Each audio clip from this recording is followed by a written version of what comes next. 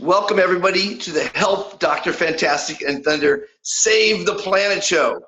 Thunder, what are we going to do today? Same thing we do absolutely every day, Dr. Fantastic. Continue our mission to save the planet. Today we're going to save the planet with on our Dr. Fantastic and Thunder show. So we've got a podcast and a webcast going, and the whole purpose of this is to educate everyone on the extinction level event that's occurring today. And it started 7 years ago when Japan had an earthquake, which caused a tsunami, which hit 6 of the biggest nuclear reactors on the planet in Fukushima, Japan. The geniuses who designed that plant put the backup generator, because when the earthquake hit, the power went out. The backup generator was brilliantly placed in a basement.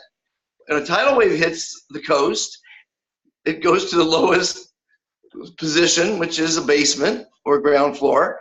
And of course, the generators went out. So for the last 7 years, we've had 300 tons of radioactive material pouring into the ocean and into the atmosphere.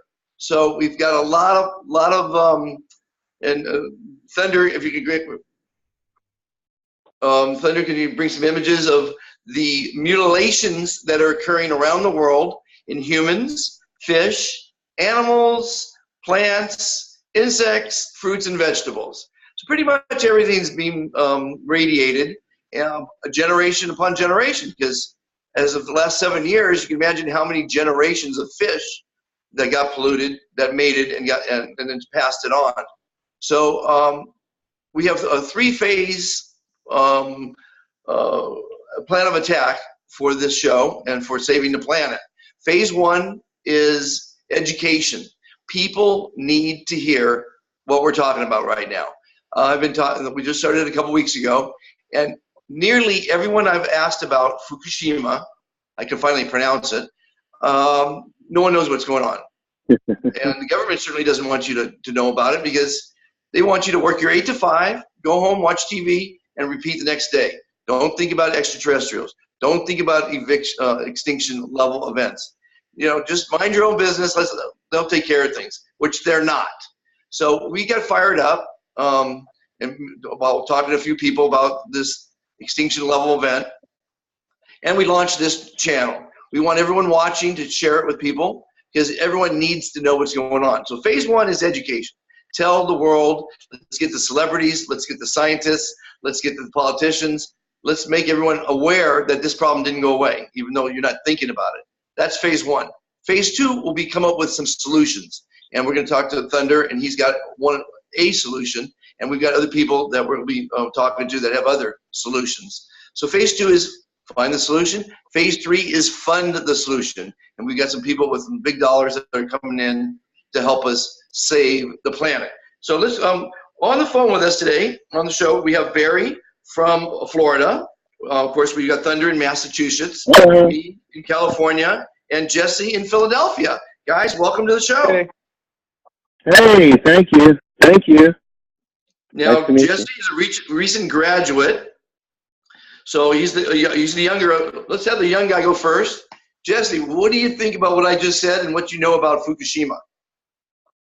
To be honest with you, I think what you said is on point. There's so many things going on in the world, and it's certainly not just Fukushima, but I think it's really messed up that there's not a more valiant effort and a whole awareness project going on with what's going on with the nuclear waste leaking out all over the world, and certainly in different areas of the world, especially with Flint, Michigan, how the water is polluted, and they're still not doing they're still not really doing much about that. The government's not really doing much about that. And Elon Musk was trying to do something, and then he wasn't allowed to do something. So, I think it's ridiculous, and I think that there's no excuse, especially for us to pack.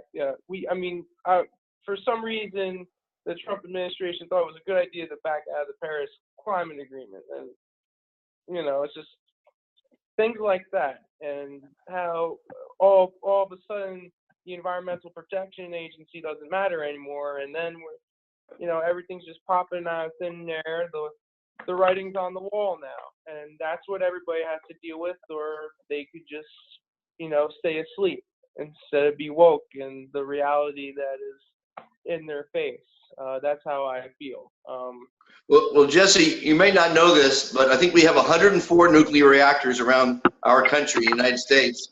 And the government, to get rid of the plutonium, now are you sitting down? Guess how they're getting rid of the plutonium? They're dumping it in the ground. Yeah, that's horrible, because then you're polluting the earth. We have underwater aquifers. Isn't that bad? It's Now, absolutely terrible. France has 52 nuclear reactors, and what they do is they put them in big barrels and they ship them to other countries. Genius. At least France got it together a little bit. So it's more than just Fukushima. Fukushima is the third huge natural breakdown of nuclear plants. First was 3 Mile Island, then there was Chernobyl, and now there's Fukushima, which is far worse than both of those a few times over. And it's happening every day. You have a map of the ocean there. 70% of the Pacific Ocean is toast. I believe that the fishermen that have to make a living are selling radiated fish because they have to make a living. They're catching radiated fish, so I'm sure they're selling it. And it's just, it's a bad situation. We may be repeating ourselves from previous episodes, but it takes repeating so we can drive home the fact that we're all in the boat together, and this is a really bad situation. Barry, chime in. What do you think about all this? Yeah, so apparently we have 8 to 10 years to try and figure out a solution to fix this, or within 8 to 10 years, there will be permanent damage to the environment and ozone layer, where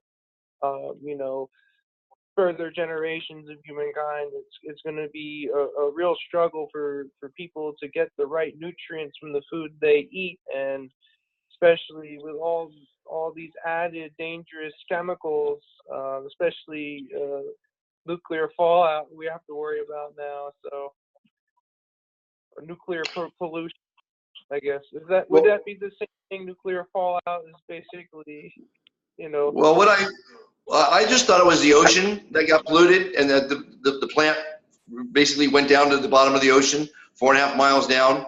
But then I just recently learned, Thunder and I, in our last show, that the radiation is still spewing into the atmosphere. So it goes up into the atmosphere, blows around with the jet stream, and it collects in the rain, and it rains on us. So the whole world is being polluted through the atmosphere, as well as we lost our biggest ocean, at least 70% of it so far. So I didn't hear about the 8 to 10 year deal, but I know an extinction level event. I don't know the timeline on ELE, but I do know that if we don't solve the problem, we're pretty much in a bad state of affairs. Barry, want to chime in here? Well, I sure do. I lived in, my name's Barry Lee, and I've had a number of innovations with software and business for about 25 years now, but it's really interesting. As I grew up in Pennsylvania on a farm, so I grew up on 3.5 acres of a homestead. I had to understand what gray water was, green water was, white water was. In other words, we had a septic tank, and Barry, we talk knew a that little lower. You're modulating. Talk a little lower, or not so close to the mic. It's over-modulating. Wow, I never hear that before. That's something new.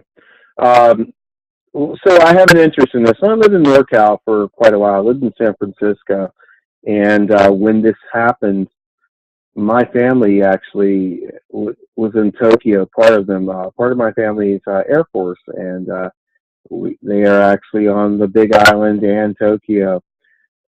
I'm an avid eater of seafood and fish, and I was quite worried when the Deepwater Horizon had its crash about what it would do to shellfish and mollusks and mussels in particular. Each of these type of aquatic animals, they all filter the water, and every type of contaminant goes through them. So through any type of amphibian and those type of animals, you can tell in particular what the health is. And I noticed the CDC and the FDA started changing what their requirements were for levels of toxins and heavy metals and lead in fish. And they started to change the amounts of times that you could consume such a fish. My understanding is it's 12 times a year that you're supposed to have salmon, which, it used to be rich in omega-3s, et cetera, and you can't do that anymore, because if you overdose on that, you might get all the mercury poisoning, which is amazing how this has gone up. And under the former administrations, they changed the requirements of the numbers. I believe it's parts per million within the water itself, and they stopped reporting it. It went to a certain level on the scale. They don't even report it in the water. Something, just to tie it back to Northern California, is that we're right on that, what you guys call the jet stream or the ocean streams or the currents.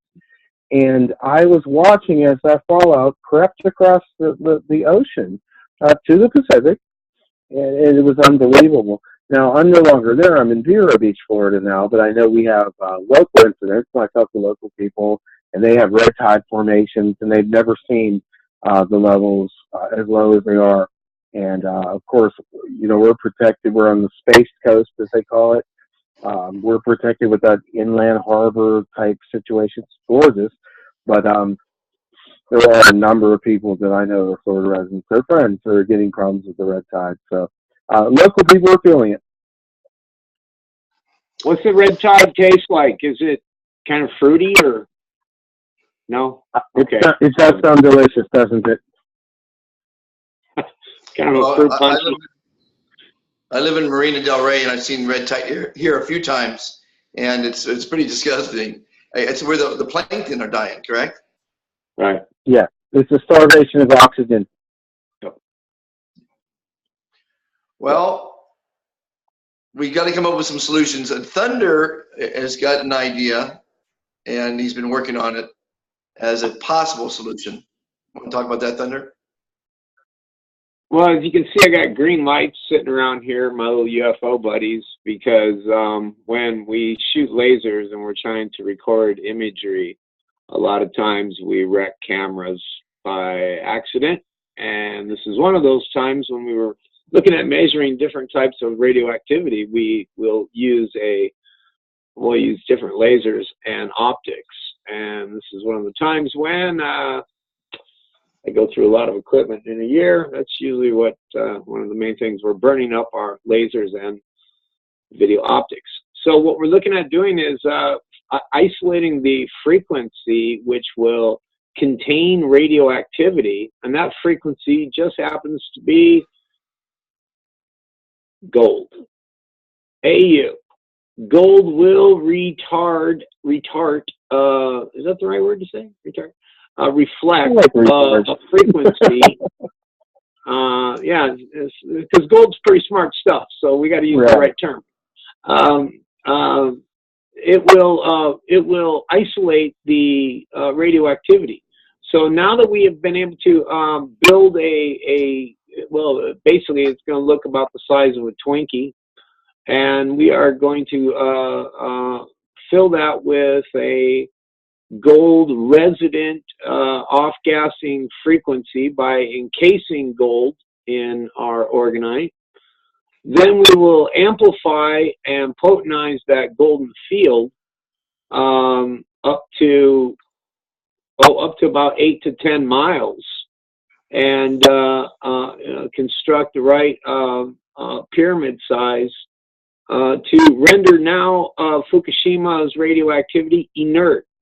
This will also help in the cleanup of the soil application as well. We can safely then remove that soil, start growing some wheat over top of it, and then feeding that bread to, well, Russia would be a good place to send it to. They need to buy some wheat. Anyways, then once we neutralize everything away, we fixed the soil, remediated the soil. Our next is then to replace every nuclear power plant in the world with a power plant that is safe, a green power plant system. And the billions of dollars that are spent to achieve these mega or even terawatt power plants can be done for 10 cents on the dollar and producing power plants that are safe. So that's our end game results. You know, Barry had mentioned also, you know, about the tides that we're seeing out there in Florida. And I have been asked over the last year a couple of times when I was even in Florida to talk with some of the bio-oceanographer and what do you call it, the study of oceanography? Oceanographers. Oceanographer, yeah.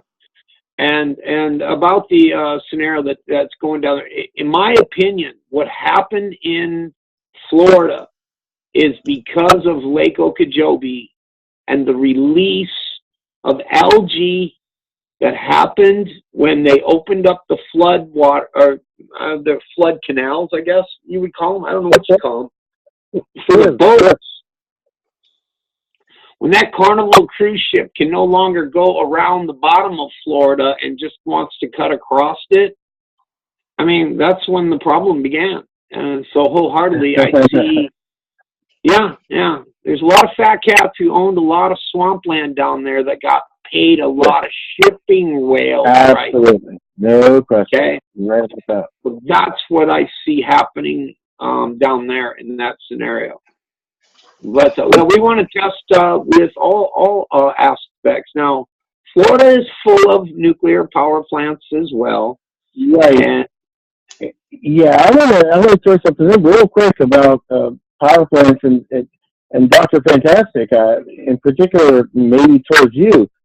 Have you do any of you in your probably been using the RSDEO incident map that you can get the live time from? I haven't removed mine because there are so many local power plants. What I mean by that, different states. As Sandra was just saying, there are so many power plants here in Florida because of the hydroelectric, obviously, capabilities of the shore. But there are a number of power plants that are aging. As was mentioned earlier, I mean, these are 30-year-old, 35-year-old machines that General Electric no longer really services. I mean, they're using different types of machinery nowadays, and they're not being repaired, and they're leaking.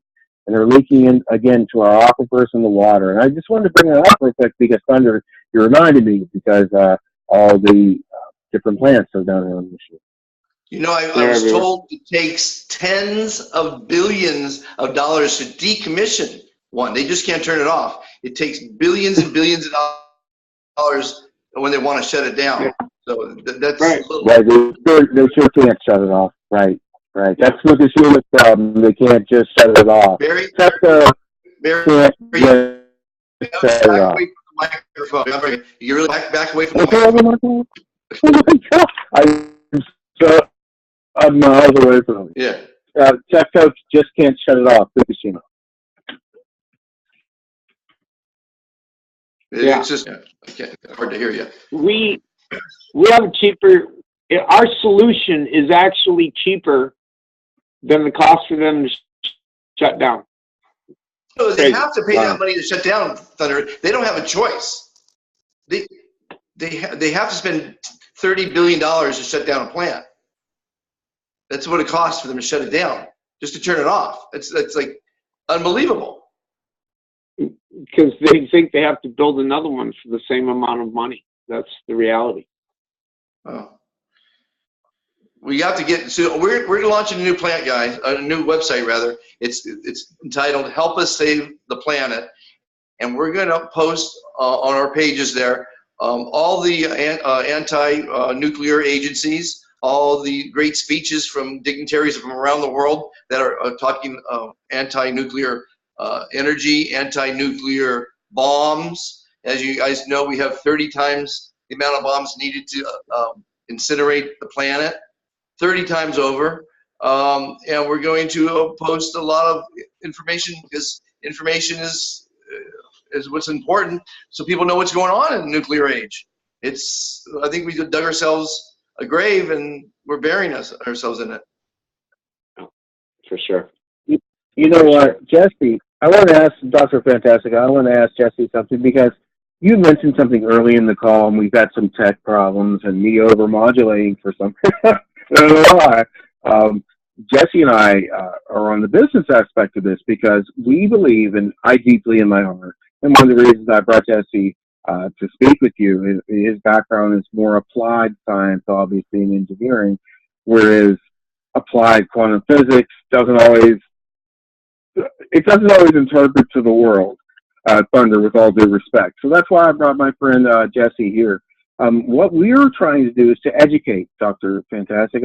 I'm literally sitting in here giving my personal expertise and opinions and interest in how we can bring this message to people, to the consumers, to the world, because once they realize they're going to know there's a problem. They already know there's a problem, they just don't know what it is.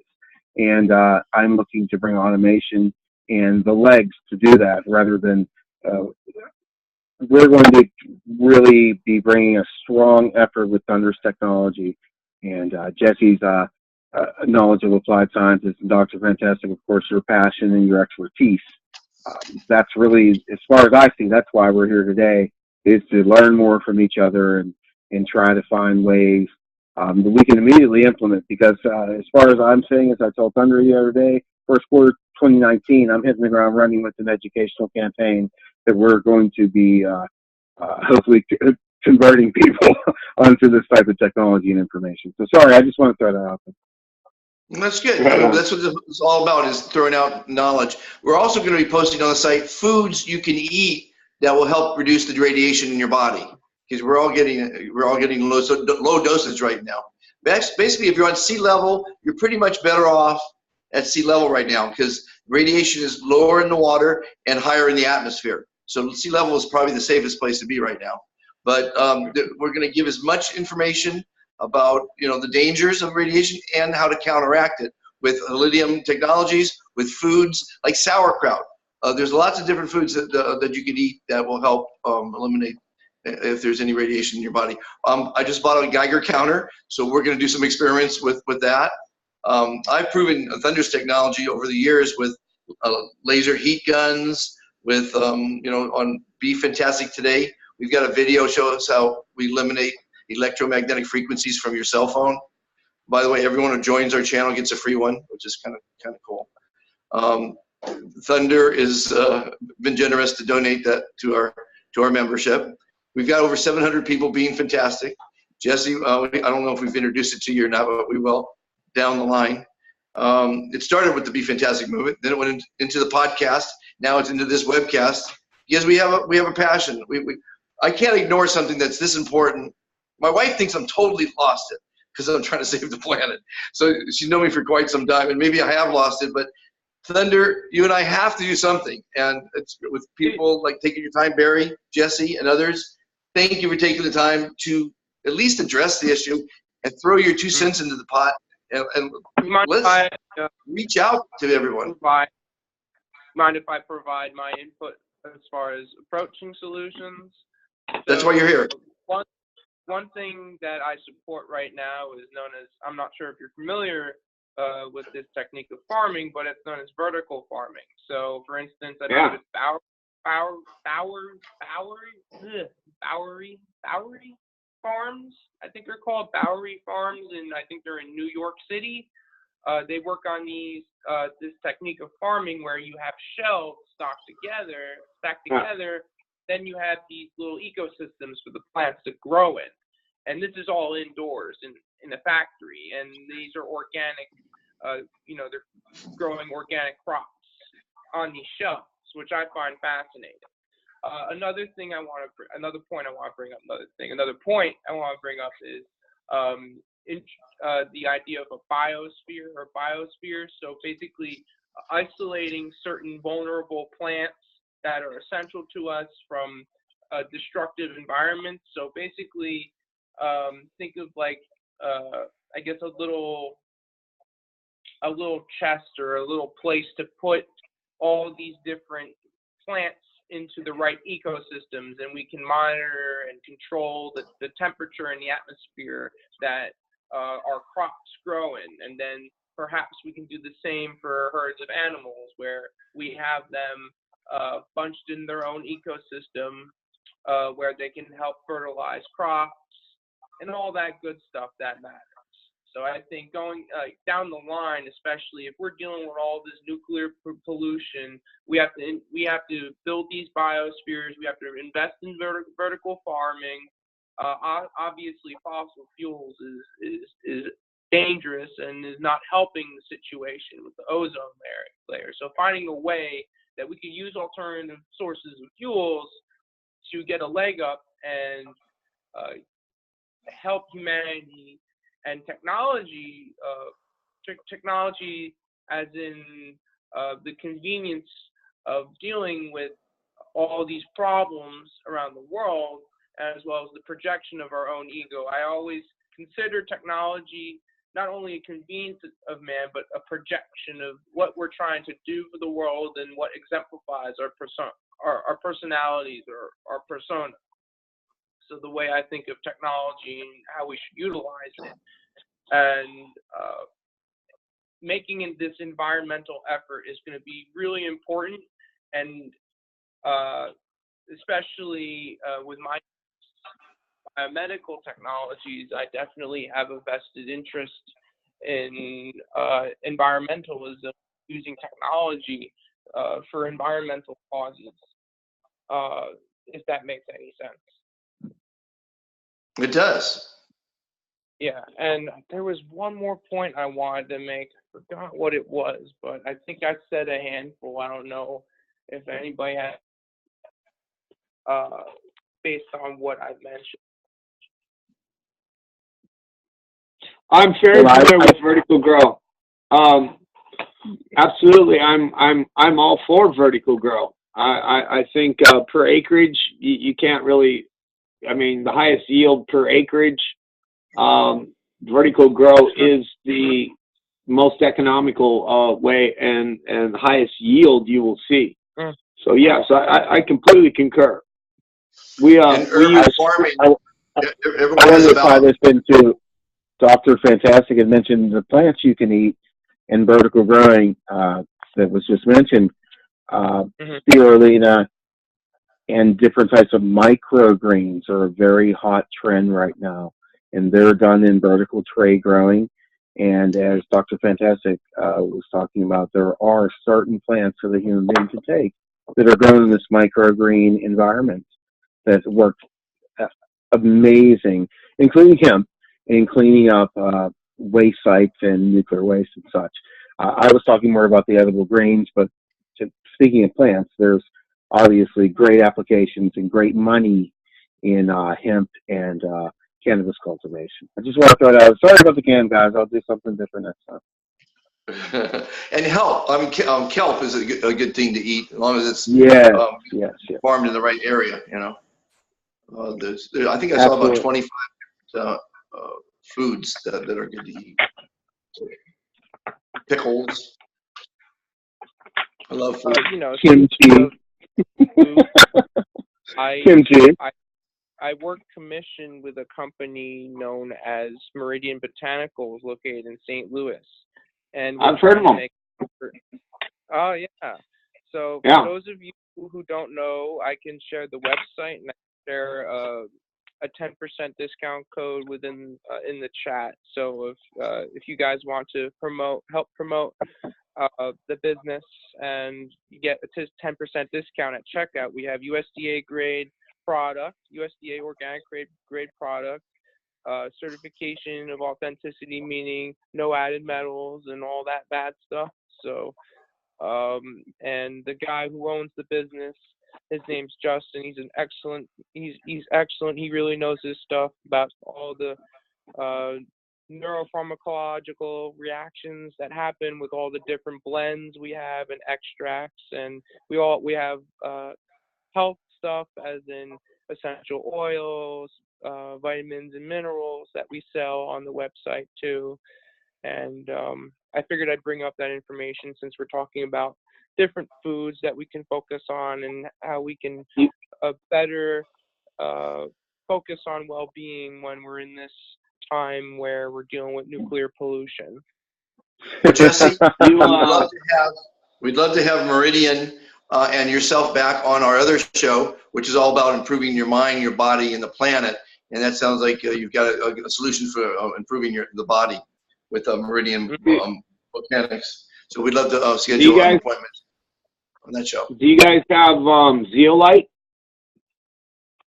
I'm not sure. You're probably going to have to check the website. Zeolite is a fantastic to remove radiation from your body. Yeah, zeolite and the zeolite frequency. I don't know where you can get that, but yeah, no, I've been using that. There's only one place, brother. Yeah, we use zeolite frequencies and to neutralize that away. We got this. We have the solution. We are ready, full blown. What is preventing us from telling Japanese authorities to say, hey, Helidium wants to throw a couple of pucks in and around when I say pucks, they're about the size of a hockey puck, in and around the Fukushima area. We want to drop them off with drones. We'll have Marty, he'll be driving the boat. I think we'll have,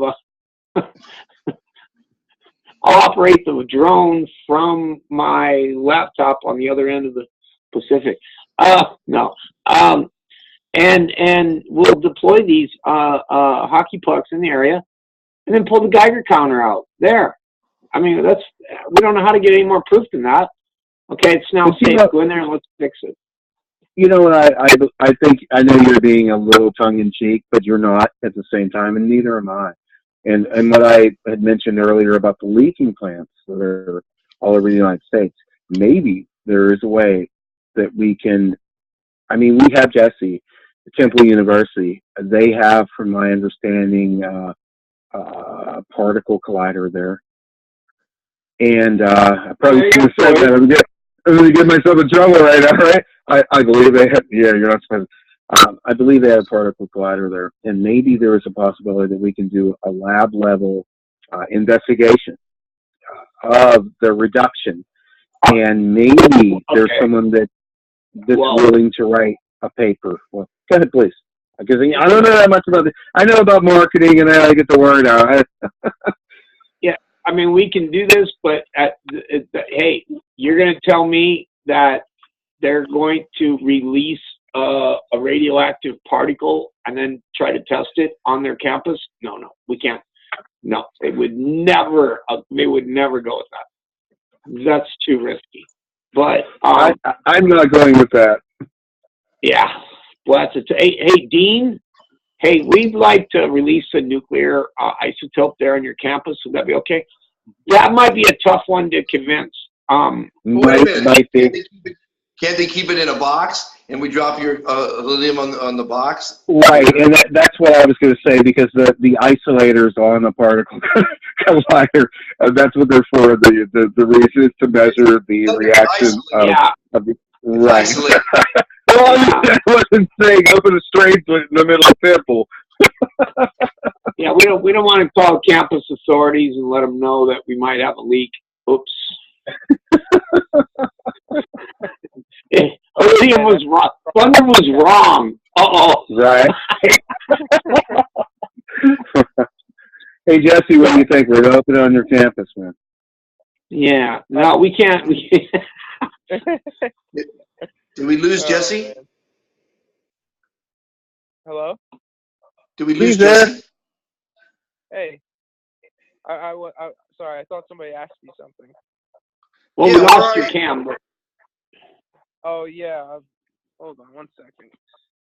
Yeah, that's all good. We were talking about experimenting on your campus. I thought, Thunder and I thought you might be interested in this. This is my flashlight. I have no I light in love the it. room. Ah, What, has this Yeah, become a Blair Witch project? What's going on here? right? hey, I don't think the dean and the faculty, rather, the board is gonna fly with that one. I think you guys already made. We definitely I have to love it. test. We definitely have to test out solutions. I think what Thunder was saying though is, yeah, why can't we? Why don't we have something like that? And I want to facilitate that. I mean, as Thunder, and I don't want to introduce too much that's behind the scenes, but I believe that we have a major breakthrough with a local company that will allow us to start to get at least the emissions out there. And Dr. Fantastic, with everyone having a Black Mirror cell phone, Black Mirror, like carrying around with them, a tracking device. And people are now aware of EMF. I think there's a real audience now. And it's as simple as they want it, need it, but they don't know why, but they know it's bad.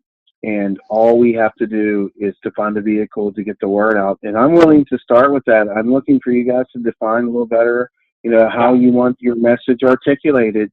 And that's something we're going to start moving forward with, getting, some of your technologies out there. I'm going to be quiet because I really want to hear something like the solutions that you have, obviously Thunder. And Dr. Fantastic, I want to learn about that passion that you have to educate people and to apply it. Well, here's something you might not know about, but 5G is on the horizon. They're going to be rolling out 5G. In 1977, the Russians did an extensive analysis of the 5G technology. It's going to fry people's brains. It's horrendous. They're going to be all over the place on everyone's rooftops, and it's going to be decimating. And I think the EMDF producer we may protect you. Is that correct, Thunder, on 5G? It's our new slogan. 5G will kill a bee. That's simple. Yeah. Okay. 5G will kill the bees. All right. We have an interview where the guy was working on these cell towers, and they have to shut the cell towers down to work on them, or the workers get fried. I mean, what does that tell you? I was one of those workers at MCI putting up microwave dishes back in 89, 90, and was, wondering why all my food was cooked in my cooler and my Playmates, and I hadn't even put them on the stove yet or in the microwave, but my food was already cooked. It was crazy back then, and we couldn't even be near these big systems when you flip them on, these 15-foot uplink satellite systems. I mean, you started kind of feel the hair in the back of your neck, first a little bit twitch, and then you start seeing birds fall. You just take off running, man. Just get out of there. That was the protocol back then. Get out of the area when we go online. Well, I encourage everyone. We'll be posting lots of different things on Help Us Save the Planet, but there are a lot of problems out there that's going on, and we're going to focus first on Fukushima for the short term, and then we'll be educating people on other problems that you face on a daily basis. People just don't know, and the government's not going to go out of their way to tell you. That's for sure. So here's a Fukushima question real quick. And this is from a consumer side, from people that ask me different questions. And again, it's back to food. I have people that are not eating any of the Asian caught fish at all. And they're resorting to fish on the fish farms that they feel is better. However, I understand that the fish farms that use fertilizers that are not aquaponic or hydroponic, or there's another couple, that don't use outside fertilizer, are still dangerous because the toxins grow up in them, and they're feeding on their own dead colleagues, literally, because the water is oxygen starved. So really, people don't know which way to go. They say, well, I can't eat the fish because of mercury and heavy metals, and I can't eat the farm-raised fish because of fertilizers. So what, at this point, do you think is the best option for people? I've told people locally farm-raised fish locally within a certain 150 miles. You guys have any opinions on that? I think what's gonna happen, in my opinion, is urban farming. I've interviewed a few companies that have these small little organic farms for the local restaurants within like a mile radius. So then, if it's very easy to create fish tanks and have them organic and have them. So I think it has to, like even Amazon, they're going down to the neighborhoods. Amazon's a global brand, but they realize the neighborhood is what's important now. So if the neighborhoods grow fish, if the neighborhoods grow your leafy vegetables and fruits and vegetables and fruit trees, I think that might be one of the solutions, is to shrink the, instead of having these massive farms, shrink it down to urban. I understand.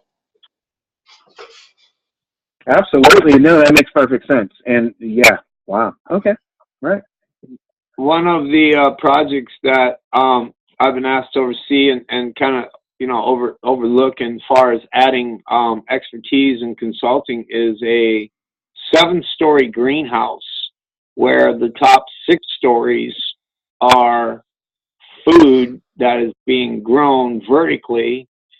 And then the first story, the ground level, is actually the grocery store where you buy everything that was grown, upstairs. The same can be done. Yeah, the same can be done in the fertilizing system for hydroponics when you're growing fish and then utilizing that fish, utilizing its waste as a fertilizer. And then the grass feeding, in the area, you want organically fed. You don't want GMO fed animals. Well, you're seeing high-rises go up with, with apartments in them, with retail spaces in them, and then you're probably going to see, like you say, farming in them. So I think we're going to just shrink down and have almost like encapsulated communities. But real quick, guys, I got to sign off on the podcast. So I want to thank everyone who's listening to the Dr. Fantastic and Thunder show. If you want to see the rest of the interview, go to Help Dr. Fantastic and Thunder Save the Planet on YouTube, and you'll see the rest of the interview there. Thank you for listening. Share, like, subscribe, and most importantly, be fantastic, everyone. Okay, so that was the podcast. Now we're on the webcast. Now we're on webcast. Wow, that was instant. That was seamless. It was a little clunky in the beginning. I mean, I liked it though. I know what you're trying to do, brother. I think it's great. I'm trying to save the planet. That's it. Will you fucking stop, Thunder? Anyway. Yeah, I know, man. We've been trying to save the planet for 25 fucking years, bro, okay? That's all we're doing, man. Right? The whole farming thing, seriously, it's really crazy, guys. Like, again, like with my client and what we're doing, and Jesse's a new part of my team. And Jesse, thank you. Jesse? Yeah, thank you. Thank you for having me. Thank you. What do you think, Jesse? I know. Hey, Thunder, this is what a mad scientist I am. Thunder's a wizard. I'm a wizard, first level. Thunder is a mage. Thunder, this is his first day at work. I'm like, oh, we got a podcast tonight. He's like, well, I'm like, I'll let you know. Yeah, no. Oh, God. Sorry, dude. First day of a mission, brother. It's not first day of job. I'm like, here you go, bro. That's terrible. He has this background, Thunder, that just blew my mind away. He's, remember Lex? Thunder knows Lex.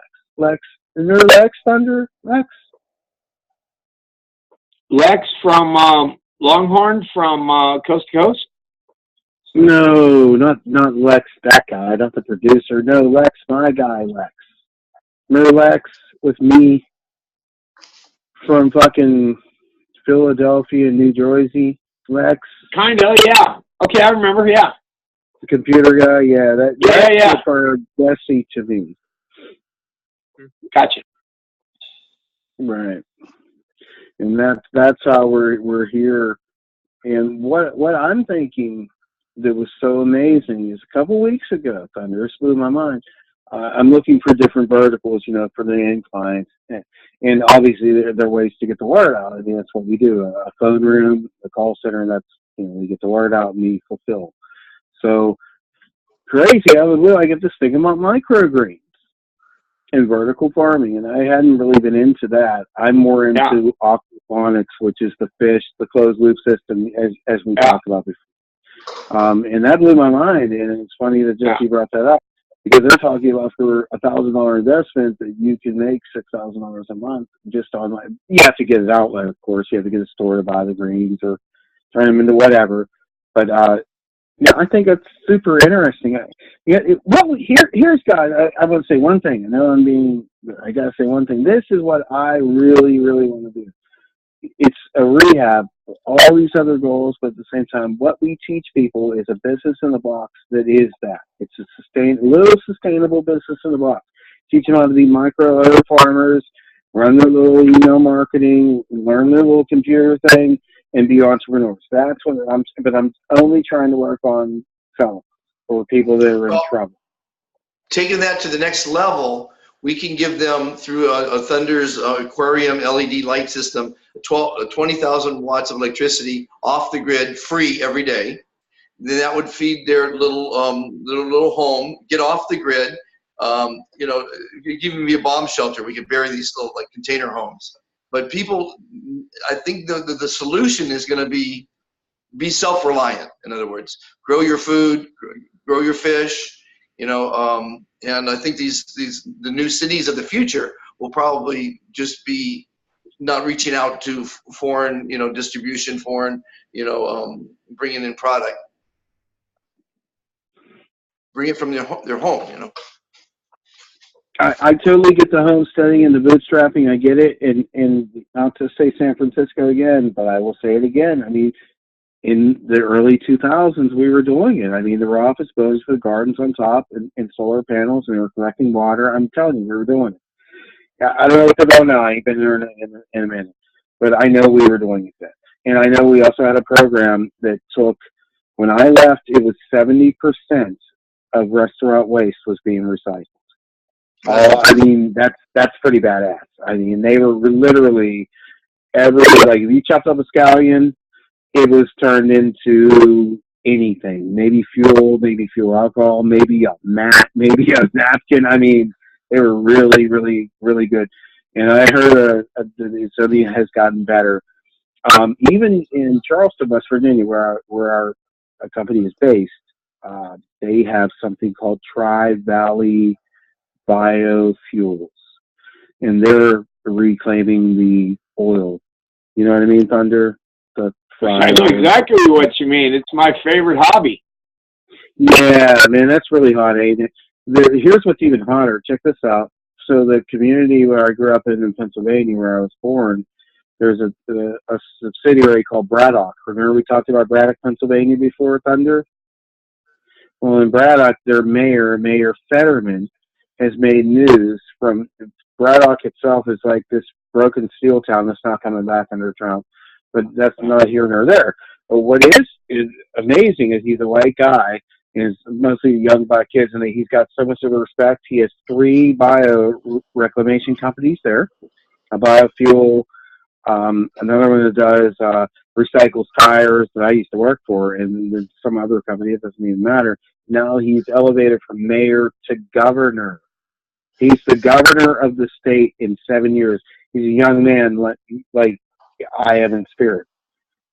It's unbelievable. And some people hate him, but a lot of people are like, look what he's done. No, look what he's done to that place. That it was gone. It was like Detroit. It was like a little Detroit. It was just gone. And he comes in there, this white guy, even his vehicle to get around town ran on the French fry oil. It's a real story. Braddock, Pennsylvania, Mayor Fetterman. I have his contact info. Yeah, that's my boy. So yeah, I mean, this subject is near and dear to me. I just never found a way. Excuse me. Coughed up. Did Hey, everyone well, I think this is a good time to wrap down. It's been a fantastic show, and I think as always, we covered a Mr. few Van things. Tatt- I think we made another step forward. A journey of 1,000 miles begins with but a single step. We have a long journey in front of us. We need people like Barry, people like Jesse, to invite their friends and the people they know who they know who they know to help. We need a lot of help. We're only, Well, of people that need right now. before you wrap up, put your new website in the chat because you said there was a new website. Yeah. Well, it's not launched yet. Have the website address. You put it in the chat. Thunder, you didn't launch it yet because We're getting finished. We just picked the name up here yesterday, so it's brand new. It's ready to take off, but it's simply helpussavtheplanet.com. Great name. How's that even available? Think about it. How is that available? Because no one has taken the time to even try. It's more like, like at a website. Right? What the hell, right? we just bought it the other day. How it's not available is mind-boggling. Help. How is that even available? Planet. We have it. Yeah. That's our website. That's terrible. And anybody listening who wants to take time to help build it, because Thunder's pretty busy, and he said he could build it in a day, and it's been a week. I'm throwing him on the What do you say? Rome wasn't built in a day? Rome wasn't built in a day? And neither was my website. Yeah. Thanks, everybody. Help us Hey, save the planet. Thank you. Thank you. Till next time. Be good. Thank you.